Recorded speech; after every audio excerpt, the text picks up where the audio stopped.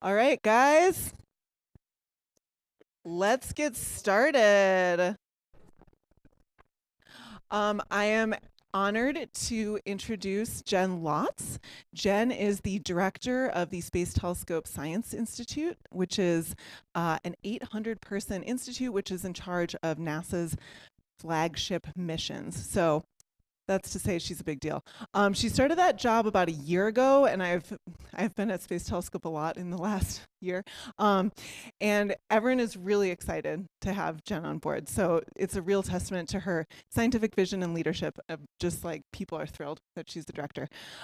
Before she was the director of Space Telescope, she was the director of Gemini Observatory.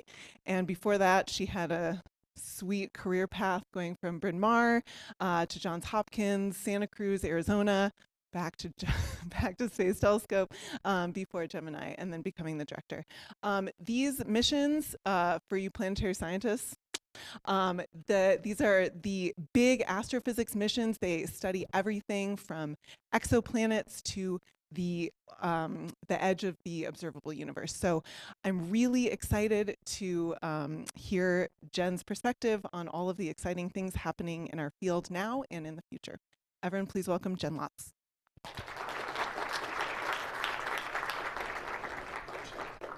Thanks so much, Erica, for that great talk. That great introduction. And thanks for, the invitation to be here today. It's been really fun meeting with all of you. It's a treat for me to be able to talk about science and to talk to students. I don't usually get to do that in my everyday job, so it's been great to be able to be here. The talk that I'm going to give today might be a little different from your usual colloquium. It's really a big picture talk, talking about the legacy of the Hubble Space Telescope, of the James Webb Space Telescope, talking a little bit about what the future looks like for NASA's flagship astrophysics missions, a little bit on the current budget situation, and then look towards the future. So I look forward to your questions. I probably will not be able to answer them all. It's an interesting time. But I think it's really important for the science community, astrophysics, and planetary science to be paying attention at this point in time. All right, let me start with the cool stuff. So we live in a really exciting and interesting time as scientists. We are able to ask some of the most interesting and profound questions that humanity has ever posed. And we're in a position to study this with the facilities that we have at hand and the facilities that are coming. So when did the first stars and galaxies form? Basically, when did the lights turn on in the universe? That is what James Webb was built to do, and it's really doing it. It's finding galaxies at early times earlier than anybody expected. What is the nature of the universe? What is the nature of dark matter, dark energy? How is the universe accelerating? These are questions that the Roman Space Telescope is poised to answer, and questions that Hubble and Webb are working on as well. What are our cosmic origins? Where did we come from? How did our planet form? How did our solar system form? How did the Milky Way form? These are things that we can see as we look out across the universe, looking at other systems that are like ours. And we can see those systems evolve through cosmic time. And then finally, this last question, oops, a little bit slow, sorry. The last question is one that's not just for people that are Star Trek fans, but is one that's actually something that's becoming a true academic field, and one that we may be poised to answer in our lifetime. Is there evidence of life on other planets? And this is something that many people are thinking about and framing as what might be the next big NASA astrophysics flagship mission, the Habitable Worlds Observatory. So how did we get in this enviable position of being able to study these amazing questions? Well, our field is also very fortunate to have a series of reports commissioned, done by the national academies that have led to the development of these great flagship missions. So going back all the way to the 70s, Hubble, Chandra, Spitzer, Webb, these were all top recommendations coming out of the National Academy's report. Roman, which is set to launch in about 18 months, was a top recommendation of the Astro 2010 report. And the most recent report of Astro 2020 recommended the development of a large aperture UV optical IR telescope, which has since been dubbed the Habitable Worlds Observatory. You might also notice that it takes a long time from the recommendation of these reports to the actual launch of these telescopes. So these are things that take often decades to come to fruition, and many people making them happen. So 20,000 people worked on the James Webb Space Telescope for decades, and myself was one of them. So what is Space Telescope's role in supporting these missions? We act as the bridge between NASA and their flagship astrophysics missions, particularly in UV, optical, and IR, and the scientific community. So in the late 70s, when they were trying to figure out where the home for Hubble should be, the National Research Council at the time recognized a need for something outside of NASA. So they recommended the creation of the Space Telescope Science Institute in order to provide long-term guidance and support for the scientific effort, to provide a mechanism for engaging with the participation of astronomers throughout the world, and to provide a means for the dissemination and utilization of the data derived from the not yet named Space Telescope. All of that, to be successful, requires a first-rate staff at STScI to advance the state of the art. We have over 100 scientists who use these telescopes and think about them, and they work in really close partnership with engineers and outreach educators and others to really push the forefront. And I'm very grateful that they named the institute the Space Telescope Science Institute, not the Hubble Space Telescope Science Institute, because of course our mission has grown since this time. So today we are the Science Operations Center for Hubble, but also the James Webb Space Telescope, and we will be the Science Operations Center for the Roman Space Telescope. We are also what's known as the Mission Operations Center for Webb. We actually talk to Webb several times a day.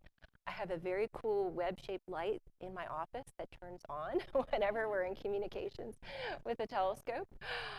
So we're uploading commands and downloading data.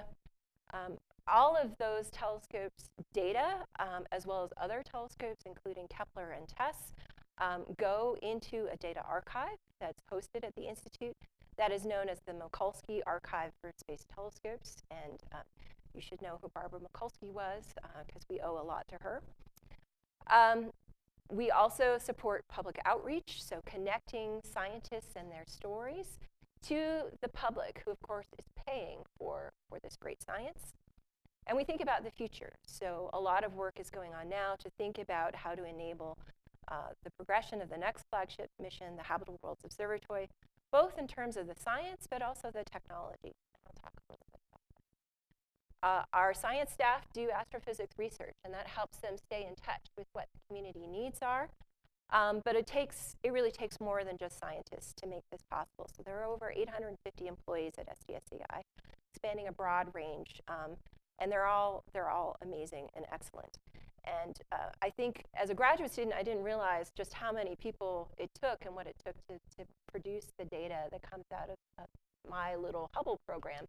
But it really requires a really broad set of people. So what is science operations? This is everything from ingesting and the proposals that come in for Hubble and Webb. We help support the call for proposals. We organize the peer review. We help facilitate the selection of those proposals into the final programs. Cycle 4 JWST results should be coming out this week. I had the pleasure of reviewing those on Friday. Once those programs are selected, we help the community plan and schedule and execute them. So building the most efficient plan possible for both Hubble and Webb so we can maximize the time spent on science, and making sure that your ideas get turned into valuable science observations. Once that data comes down, we support the data processing and calibration for Hubble and Webb. That goes into the archive.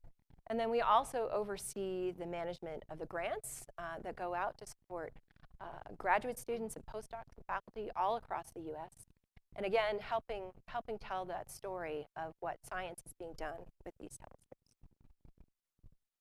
So this may be something that everybody in the room knows, but for those of you who are maybe young or not thinking about astrophysics flagship missions, these telescopes are a really powerful suite of things. So for Hubble has been operating it's about to celebrate its 35th birthday in April. It's a 2-meter telescope covering the UV, visible, and infrared imaging and spectroscopy. It's in low Earth orbit. It's only about 300 miles up. And that meant back in the day, astronauts used to go and service Hubble. And the last servicing mission was actually not that long ago. And by servicing and coming back again and again, they could upgrade the computers, they could upgrade the instrumentation, and help maintain its long lifetime. JWST is different. It's a 6.5-meter segmented mirror telescope. It's got 17 different instrument modes, many of which enable spectroscopy. It's unprecedented in its infrared sensitivity. And thanks to an amazing rocket launch with the Ariane rocket out of ESA, it has enough fuel for at least a 20-year lifetime. And that's good news because it's 1 million miles away at L2, and we do not have the ability to service James Webb. And so thinking about how do we operate a telescope so that it lives and is scientifically productive for 20 years is something that we are now pivoting to. Roman is different yet again. So it's designed to be a survey telescope with a visible near-infrared imager, and its survey speed is 1,000 times that of Hubble, and I'll show you what that means. It's also going to fly a demonstration for coronagraphy, which is an important technique for directly imaging exoplanets. It's on track for a launch by May of 2027, and in fact, it's running ahead of schedule and under budget. And so that's great news for NASA, but since we're going to be hosting the data center, we're like, oh, okay, we better get ready for that. And then finally, MASS to host not just the data archives for Hubble and Webb, Roman, but also TESS, Kepler, GALEX, STS, and a number of other missions. So why do we need 3 flagship astrophysics missions? This tells you how these missions are complementary. So you can see the field of view of Hubble, the field of view of Webb NIRCam versus the field of view of Roman. So Roman not only has a field of view that's 100 times that of Hubble, it also has a much faster slew speed. And so it's going to be able to survey the sky at an incredible rate. Roman's wavelength is sitting right in between Webb, which extends out to the mid-infrared, and Hubble, which extends out to the ultraviolet.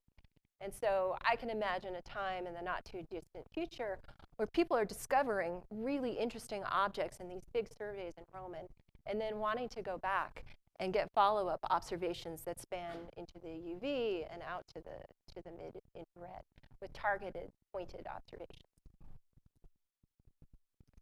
So let me say a little bit about the legacy of Hubble. Hubble's scientific productivity continues to grow. Even though Hubble's in its 35th year, it just, in the past year, had a record number of publications, which surpassed 1,000 publications. And it's continued to grow over the decades. Not all of those new publications are archival. We're seeing growth both in papers that use archival data as well as growth in papers that use new data. Its oversubscription rate remains incredibly high, 6 to 1. And we're seeing that people are using Hubble and Webb together. A very high fraction of JWST papers are also using Hubble data. That was 50% in 2003 and almost a third last year. Its instruments and subsystems are expected to last well into the 2030s.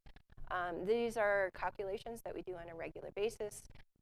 These are showing the lifetime reliability plots for our main instruments with C3, ACS, STS, and COS.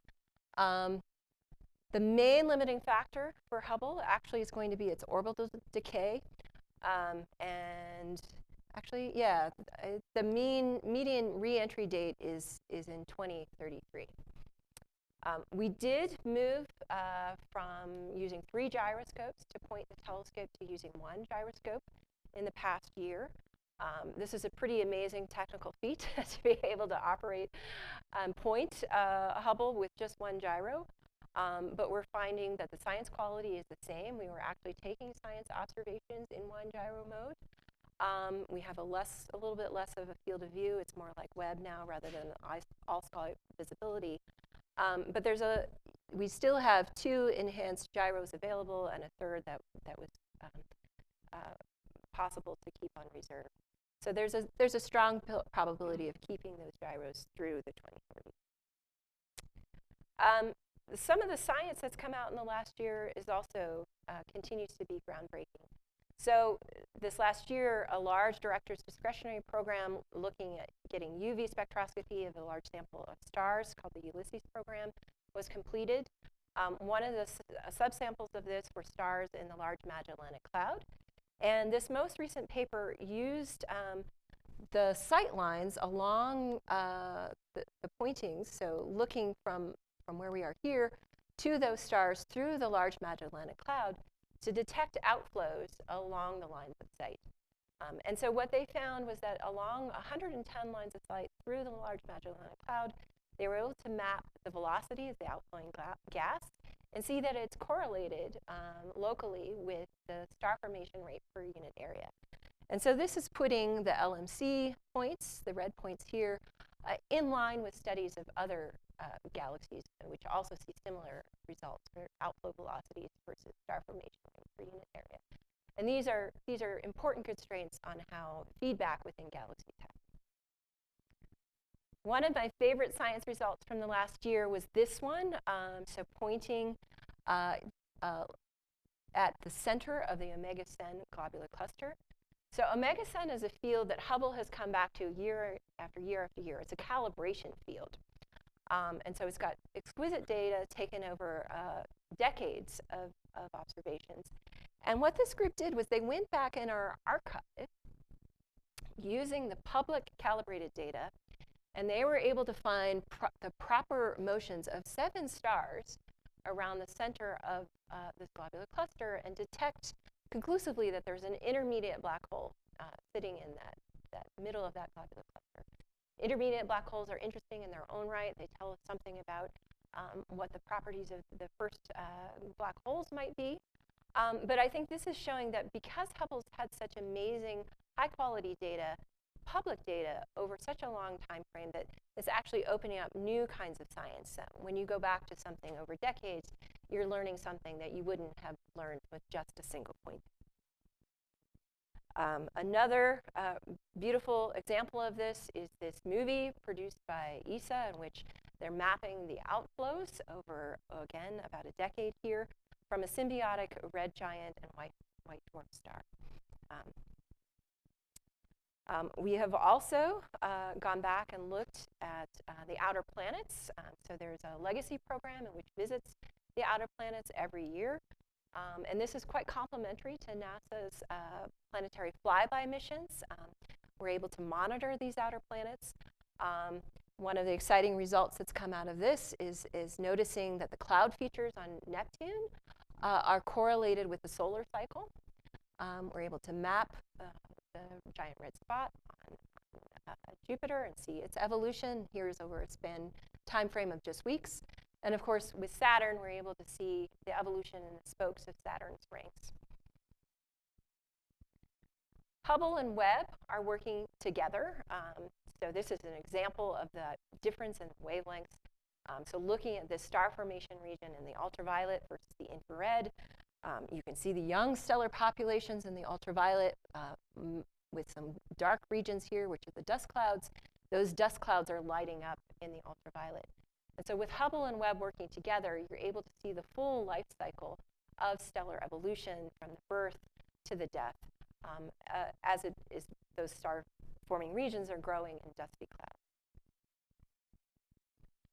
One of the things I'm most excited about that's coming up in the next couple of years is a new large director's discretionary program, which is going to use Hubble and Webb together to understand when rocky exoplanets keep their atmospheres. So this is actually the Earth, and you can see Earth's atmosphere is a really thin, small thing to be detecting. What the goal of this program is to survey between 15 and 20 rocky exoplanets that are around M dwarfs to understand when they keep their atmospheres. So that's going to have 500 hours of JWST MIRI observations to figure out whether those planets actually have atmospheres, as well as 250 orbits of COS and STSUV observations to characterize the activity in their host stars. So this was a recommendation coming out of the Exoplanets Initiative Working Group. We've got two leads at Space Telescope, Nestor Espinoza and Hannah Diamond Lowe, and they're working with the community to select those targets and to develop what the data reduction and science coming out of them will be. And the goal is really to probe this. And so the UV observations of the host stars will tell you how much UV light there is coming on those atmospheres. We'll be able to understand the escape velocity of those atmospheres from ground-based observations, and then map out which of these planets actually keep their atmospheres or lose their atmospheres. And of course, having an atmosphere, we assume, is a precursor for there being life on a planet. If a planet doesn't have an atmosphere, it's going to be hard to support life. So let me talk about Webb. This is our last snapshot of Webb as it was flying away from us. I got up on Christmas morning. I wasn't working for Space Telescope at the time, but it was really incredibly gratifying to see this thing actually launch and perform so amazingly well.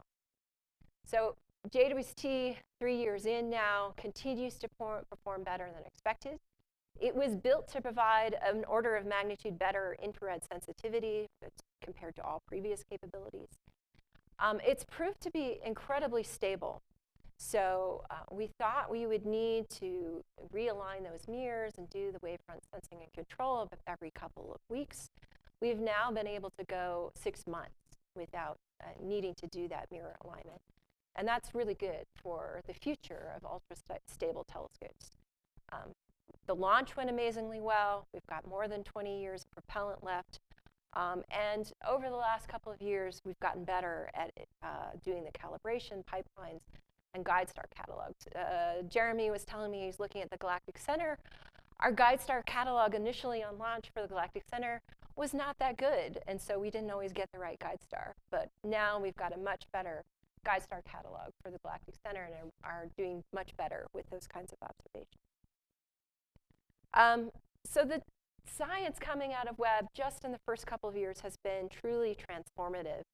And I think we're seeing people get out of the, oh, wow, I can't believe it did that, to a phase now where they're taking the things that they learned in the first year or two and applying it to the next round of observations. So this next cycle 4, cycle 5, you're going to see just building upon those initial discoveries.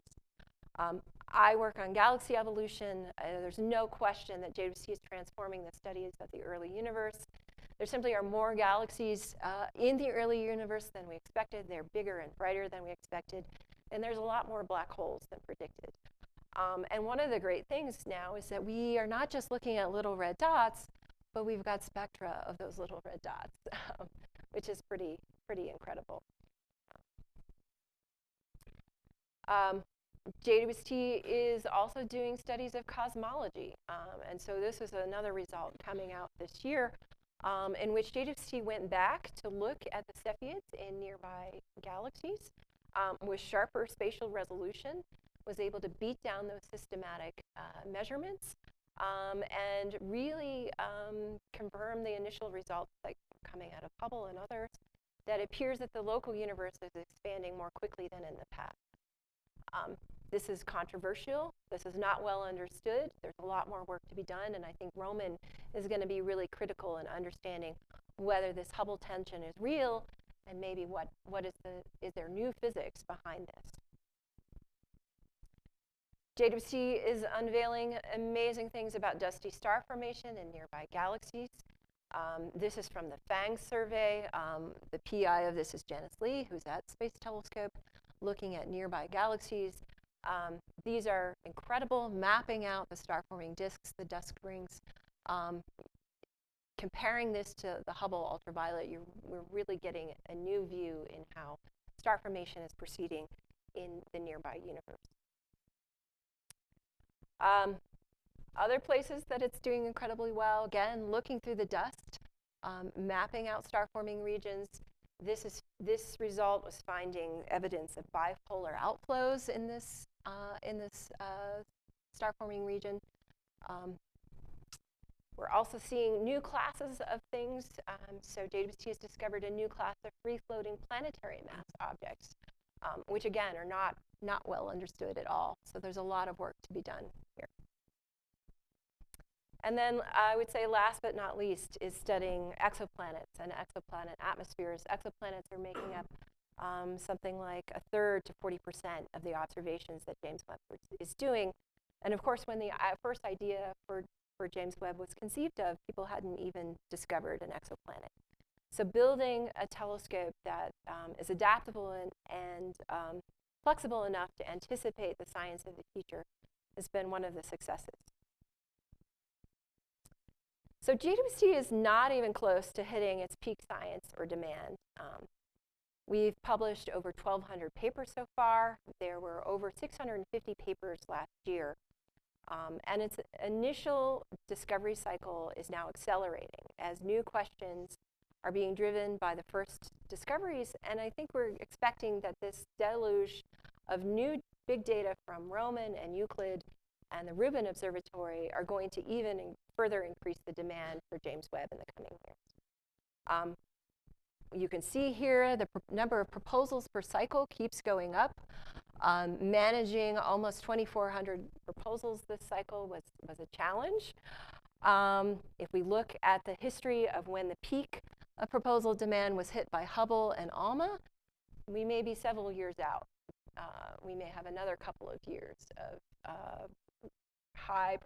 increasing numbers of proposals for Webb. We've seen that JWST has had a worldwide impact on the public imagination. And it's important to note that that soft power is important in this time and age. So it's a clear demonstration of the U.S.'s technical leadership and NASA's leadership in space. This is all to say that we should just keep going. So JWST's prime mission is going to come to an end here in another year. The first 5 years of JWST's life is prime mission, and after that it's an extended mission. I don't think anybody expects that the science or the demand or the performance of Webb are going to change between cycle 5 and cycle 6. So I think it's important to continue to have strong support for the community through our grants, through our user support tools, etc. JWST is not immune from the current budget landscape. So one of the things that I'm worried about is the pressures on NASA's science budget impacting Webb. Inflation is a real problem, and I would say JWST support is at real risk here, starting as early as October. And I'll say more about that later in the talk as we talk about NASA budgets. So Roman is the next big thing, next big flagship coming. Space Telescope is working on this in partnership with NASA Goddard Space Flight Center. We're working with IPAC, who's going to be running the time allocation, and JPL, which has built the coronagraph demonstrator. It's different from Hubble and Webb, which are PI-led observatories that are going to be point and shoot. It's designed to be a community mission survey. And those surveys are being finalized as we speak. There are 3 core community surveys and an additional survey that was added. These are going to look at the galactic bulge to do a time domain survey. and there's going to be a high latitude wide area survey, which is going to do a very wide area looking at tens of thousands of degrees. There's a high latitude time domain survey, which is aimed at detecting supernova and other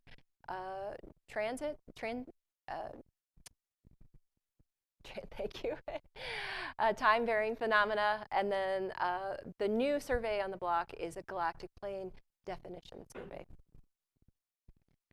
So this is what the high latitude wide area survey might look like in comparison to one of the largest surveys done with Hubble, the Cosmos program. I've worked on Cosmos data. I've been able to download the Cosmos data on my laptop. You are not going to be able to download this data onto your laptop. And you can see here what one of the Roman tiles would look like. This is a new way of doing science.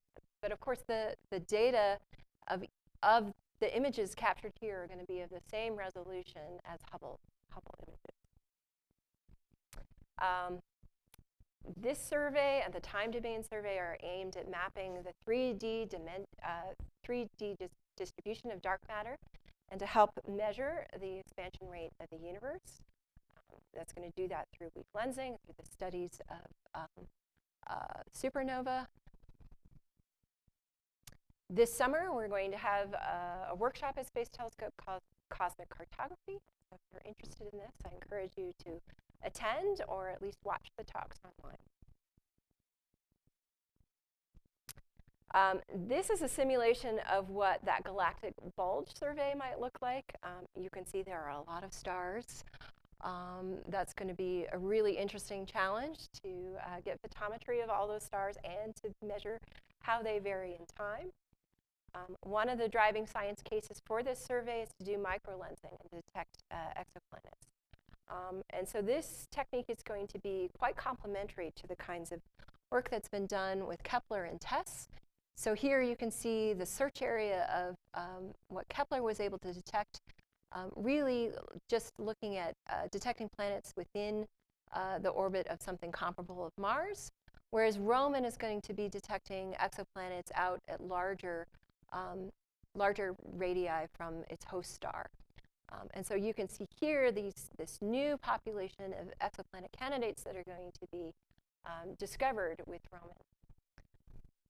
And I think a lot of these are going to be a statistical study, and so I'm expecting that, again, there'll be a lot of follow-up requested to study these interesting populations. So Space Telescope is going to be the Science Operations Center. What does that mean? Like Hubble and Webb, we're going to be building upon that legacy, doing the planning and scheduling of all the observations. We're going to be archiving all the observations in the data product.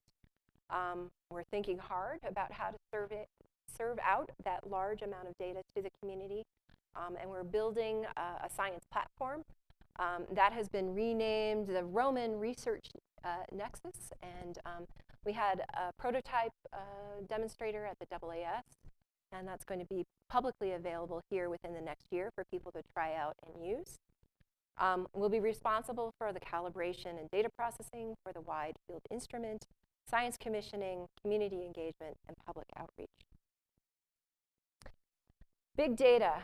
So you can see what the 30-year legacy of Hubble's data was versus what we're expecting now for Roman.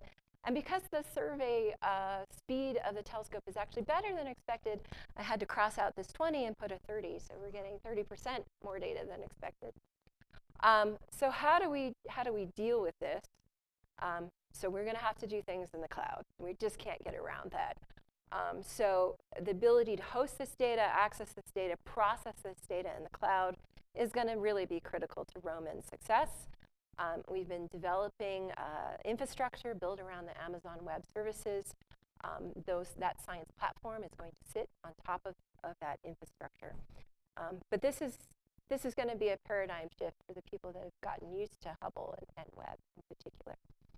I'm glad we're coming after the Rubin Observatory will be coming online in about 6 months. And so I think there'll be some interesting lessons learned from the data experience with the Rubin Science Platform. We now have opportunities coming out for Roman preparatory science. So you might think about observations with Hubble in the next cycle. Deadline's coming up not too far. And then for JWST Cycle 5, we'll also have this opportunity available. The first call for proposals for Roman is coming out later this year. But what does that mean for a survey telescope? Most of that opportunity is going to be asking for money to do the science. There will be an opportunity to propose new observations. So 25% of Roman's time over its 5-year plan is going to be open for guest investigators. But those are going to be fewer programs, larger programs. So this call, if you want to think about the science you're going to do with the existing surveys and want money to support that, think about that. If you want to develop your own Roman observing program, this is also the time to be thinking about that. All right, so let me talk a little bit about the importance of these flagship missions on astrophysics writ large. Talked a bit about the science impact, but flagships have a bigger role to play than just the science for individual PIs. One of the ways that we do this is by supporting astronomers across the entire United States. So this is a map of where the Hubble research grant funding went in cycles 28, 29, and 30, back when we were awarding $30 million a year in grant funding. So it went to 40 different states, 155 unique institutions. That worked out to over 400 awards per year on average, which translates into roughly 80 graduate students per year, 65 postdocs per year, and about 40 faculty per year. That's on average because not everybody asks for 1 year, but sometimes it's a few months and sometimes it's multiple years. This is a map of everybody who in the US who wrote a JWST Cycle 4 proposal. And so there were over 4,000 unique investigators. I went to the AAS in DC in January. There were about 3,000 people at the AAS meeting. So more people wrote a JWST proposal than went to the AAS meeting. And again, you can see that's mapping out to a very large number of states and reaching, having people in states that don't always think about astrophysics sitting down, thinking about the science they could do with Webb. Another thing that we're quite proud of at Space Telescope is trying to hold the gold standard for peer review of these programs. And one of the things that was implemented a few years back was a dual anonymous process. This means not only are the names of the reviewers not revealed to the people writing the proposals are reviewed without knowing the names or the institutions of the people writing the proposals. The only information you have to judge the proposal is the quality of the science described in that proposal. And so that's made a tremendous impact on the number of new users coming in to use Hubble. And we're seeing a continued high fraction of new users using Webb. So before this change, less than 10% of the people that got awarded were successful at getting a Hubble program were new users. After this change, it was more like 30%. You might imagine, of course, Cycle 1 for JWST, everybody's a new user. But even in Cycle 4, we're seeing that 40% of those successful proposals are going to new users.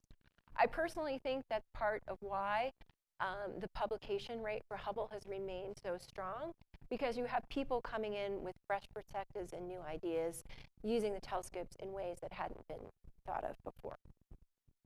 And of course, this process is something that has now been broadly adopted by observatories around the world. We're able to provide well-calibrated and public archives, and this improves the scientific return, how many papers actually get written, and the access. So this plot I think I showed before, and in blue you can see the numbers of papers that are written just purely with archival data. They didn't have an observing program. They're using the data in a new or different way. papers that use only archival data or archival data in combination with new data make up 2/3 of those publications. And those publications come from a wider range of institutions. And so that's what this plot is trying to show. The number of unique first author institutions goes up as you look at papers written doing archival research versus those doing performing new observations. And it's interesting to note that the vast majority of those archival data papers are not associated with a grant. We are able to support the infrastructure for science by having these flagship missions and having an institution like STScI. So one of the things that we were early adopters and supporters of was the AstroPi project. I don't know if you've used AstroPi, but I think probably most people doing astronomy research today are using AstroPi. We're also able to leverage that archive infrastructure to support other kinds of data. So both ground-based data, the STScI Legacy is now masked, and data products that are brought in from the community. So here's an early release science program with James Webb hosting their high-level science products at MAX. And then last but not least, and I think one that isn't always appreciated by the community, is that telling the story to the public is actually really important for continuing support for scientific funding. So this is a plot of the hits over the last year on the press releases coming out of James Webb. You can see that the second anniversary release was really popular. These science stories are incredibly popular, and they're actually more popular than the NASA stories about rockets and missions. In the background here are the front pages of the 150 newspapers worldwide that carried those first light JWST images. So a study by the Pew Research Foundation recently asked this question of what's the connection between the public awareness and support of science and outreach. They found that 25% of Americans have seen an image of space like ones taken from Hubble or Webb. Those that have seen those images are far more likely to support science. They're far more likely to support NASA and believe that NASA should lead in space exploration. Finally, the flagships are important for fostering international partnerships. So Hubble and Webb were built in partnership with ESA and the Canadian Space Agency. Those programs, those science are done by countries around the world. And this, again, is a map of where everyone who wrote a proposal lived. 62 different countries. We have 30% of our proposals coming from ESA, 3% from the Canadians, reflecting their contributions to these missions. Okay, checking the time here, NASA science budget. So, for those of you who might go home and talk to your family or your grandma or whatever, I think a really important take-home message is that NASA's budget is a really small fraction of the federal budget here. It's less than 0.4% in 2024. So these are figures put together by the AAAS. You can see the president's budget request in 2024. All of this in orange here are mandatory spending, entitlement spending, Social Security, Medicare, Medicaid, other mandatory spending. Purple is the interest we owe on our national debt. And this little corner here is the discretionary spending. So if you blow that up into the pie chart, you can see where NSF and NASA sit here. We're a really small part of that overall pie. So another important takeaway message is that NASA is getting better at being on budget. And you can point to the Roman Space Telescope as an example of that. So this had a $4.3 billion cost cap after COVID. Recently, last year, the Office of the Inspector General found that Roman was meeting its cost obligations and scheduled to launch by May of 2027. And so the lessons of the cost overruns for JWST have been applied to Roman and are going to be applied to the next NASA flagship, Habitable Worlds Observatory. NASA's science budget, writ large, and here I'm including all of science, not just astrophysics, has effectively shrunk since 2020. These are plots put together by the Planetary Society, looking at inflation-adjusted dollars. So this is all normalized to 2025 dollars. And you can see that effectively NASA's lost $1 billion in spending power. And if you look, you can see what the impacts have been in the different areas of NASA science. Astrophysics has stayed relatively flat. There have been cuts to earth science, heliophysics. There's concerns certainly about planetary science. We're just not able to do the things that we used to be able to do with shrinking budgets. And this was true before the current administration and landscape. A little bit more specific about Hubble. Hubble has been doing more science with less money for over a decade now. We were the second most in demand NASA astrophysics mission last year. If you look at the budget, both in the dollars allocated per fiscal year and what that translates into in terms of inflation-adjusted dollars, you can see even though the dollars allocated over the last 10 years have stayed relatively flat, shrinking a little bit from 98 to 93, 98 million in 2014 bought you a lot more, right? That's equivalent of $130 million relative to what we're spending now. So the real spending power has shrunk at the same time as those publications have gone up by 30%. We're undergoing senior review right now. This is looking to cut Hubble's budget even further. And of course, after a decade of finding efficiencies, additional cuts to the Hubble's budget aren't going to come without a significant loss to science. And we've already had to take the steps of cutting the grants program. So what's next? This will be a little more optimistic. We'll see how realistic it is here. The next big flagship mission concept is Habitable Worlds Observatory. This was a top recommendation of ASTRO 2020.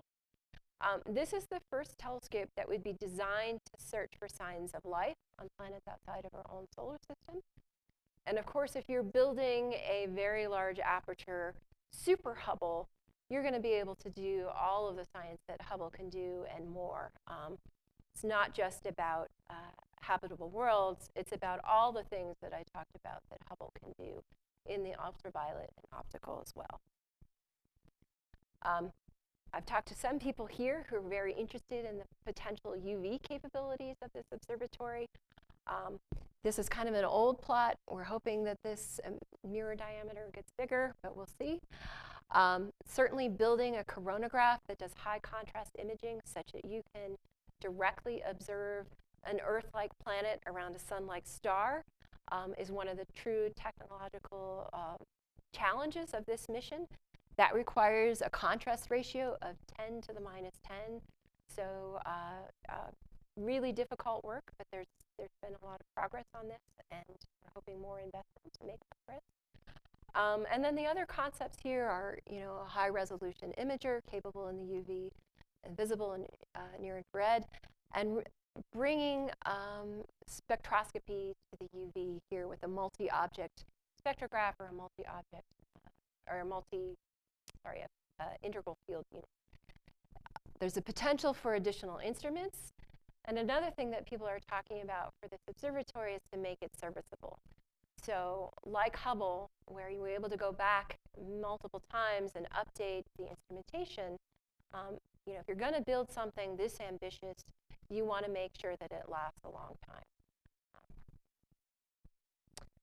One of the things that Space Telescope has been doing is trying to push forward on the coronagraph technology, and specifically doing a test bed for segmented mirror coronography. This is a really hard challenge. We don't have a big lab. We just have something in the basement, which was built in the part of the the building that used to do scanning of the photographic plates for the first guide star catalog for Hubble. But this team has done a really amazing job of reaching, contrast ratios of 10 to the minus 8 in air. And so pushing this to vacuum and, working on expanding what the next steps are here, working with our counterparts at JPL and Goddard, are very much on our mind. So this is a fun simulation of what our solar system would look like if we were to observe it with something like Habitable Worlds from 30 light years away. You can see Jupiter and Saturn, but you can see there these little blue dots that are Venus and Earth. So the first goal is just to be able to see these things. But just by seeing Venus and Earth, you wouldn't necessarily know, with a picture alone, which one hosts life and which one is the very hot hellscape that is Venus. So for that, you're not only going to need to directly image these planets, but able to get spectra. And by looking at the chemical signatures of life in these spectra, you will be able to start to see if that atmosphere is something like our atmosphere here on Earth, or earlier stages of Earth's atmosphere. Other science that this observatory can do are many. One of my favorite examples of extragalactic science is mapping galactic outflows and recycling. We know that the circumgalactic medium is a really important factor in driving the evolution of galaxies and star formation. This is a great diagram coming from work that was done based on Hubble observations, showing that every atom in your body was not only part of the solar system, but at one time was probably outside of the galaxy and got recycled back into the galaxy and star formation. So there are many different science cases that are currently being worked on for the Habitable Worlds Observatory. I encourage you to follow this and to pay attention to what's coming next. One of the things we're excited to help sponsor is a big conference later this summer. This is going to bring together people that have been working on the science cases, people who've been thinking about the technology, and key stakeholders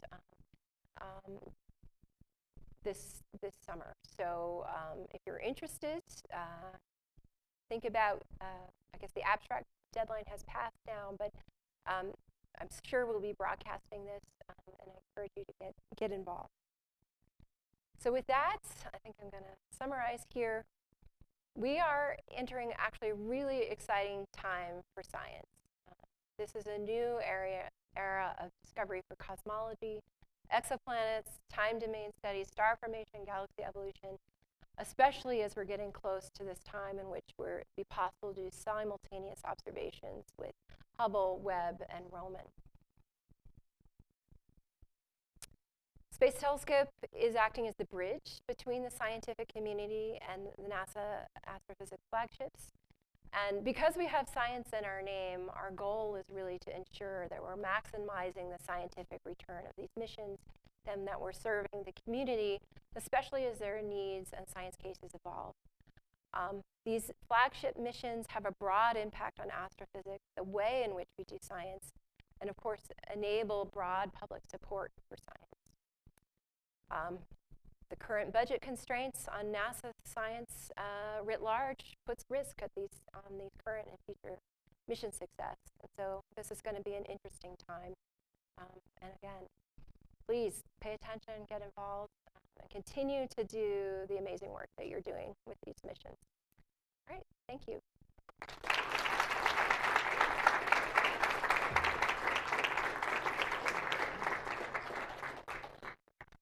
Thank you for that fabulous talk, Jen.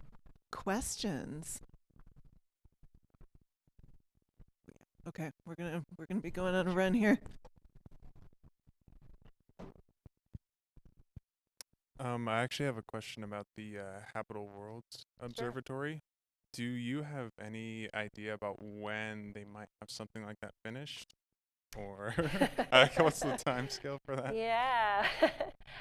um, it's going to be an interesting challenge, both from the technology side, but also from the political side. So multiple people asked me this question today. What we would like to see is Habitable Worlds launched in the late 2030s. There are other timelines. People think that 2040s is more realistic. But I think it really depends actually critically on what happens in the next couple of years.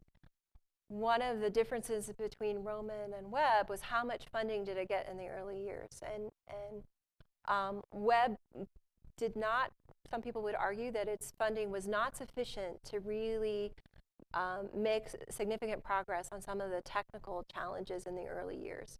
And so you ended up stretching out the timeline for Webb. And of course, as longer it takes, the more expensive things get, right? So if you're able to, with Habitable Worlds, invest early and overcome some of those technical challenges early on, that could potentially accelerate the rest of the mission and get you to launch earlier. But it requires putting money up front, basically. Okay. Thank you. Yep.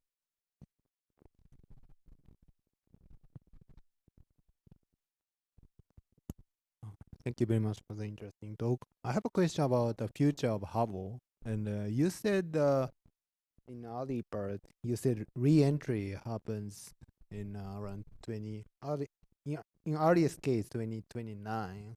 Or there any expectation for like proposal programs or what happened in the next few years? I'm not sure I caught the last of that, but you're worried about Hubble's re-entry date, if I get. Hmm? Can you repeat your question, the last part of your question? And so what future it what happens in for example 5 years in Hubble program? Yeah. So as I said, the limiting factor we believe right now for Hubble's lifetime is its orbit. Because it's at low Earth orbit, and because we're actually at solar maximum right now. When we're at solar maximum, the Earth's atmosphere puffs up, and so the drag on Hubble accelerates. And so you can kind of see these step functions. And so we're in solar maximum now, and we're seeing Hubble's orbit decline faster than it was when we're not in solar maximum. Those calculations are redone frequently, every 6 months. And so we're looking at a median re-entry date in around 2033. It's very unlikely that it would re-enter before 2030. But that's actually not that far away, right? And I don't think anybody wants Hubble to re-enter without like a plan, right? There was a study done a couple years ago for a boost mission. So pulling it up to a higher orbit. And if you're going to do that, maybe you might put some star trackers on the side that restore its full field of view capability. That was tabled because it was considered risky. But the person who was advocating for that was Jared Isaacman, who is the nominee for the next NASA administrator. So I think it'll be really interesting to see if he does become NASA administrator, if there's renewed interest in this. But I think people are recognizing we have to do something with Hubble here within the next 5 years. Let me just, we're going to have 2 quick questions over here. And then what we can do for people that would like to stay and ask maybe a few more questions afterwards, you can do that. But here we go. Yeah, one of the positive aspects of proposing for Hubble GeoTime is you propose the science and the money comes with it for analysis. So my question for you is, how likely is this mode of operation going to continue, or do we go into the double jeopardy mode of applying for science and then separately applying for money to analyze the data? Yeah. I really do not want us to get into double jeopardy. I think that would be a terrible precedent, not just for Hubble, but you don't want to get into doing that for Webb or Roman or other future missions. And I honestly think that's part of Hubble's success. As a Gemini director, people would get data and they wouldn't get money, and so some people just couldn't afford to actually do the science, even if they wanted to do it. Right now, we're allocating about $15 million a year in Hubble grants. That's down from $30 million. If the budget cuts to Hubble are what is planned, we may need to go down to $10 million a year in grants. That was part of what was in the senior review package. If we get more than what the guidelines were, we would immediately restore grant funding. That's kind of the #1 priority. But I think you get to a point where you need to rethink how you allocate grant funding, because there is a minimal amount of useful money, right? You don't want to be allocating very small pots of money. And I think that's, we would engage with the community to rethink, what is the best use of money to support Hubble.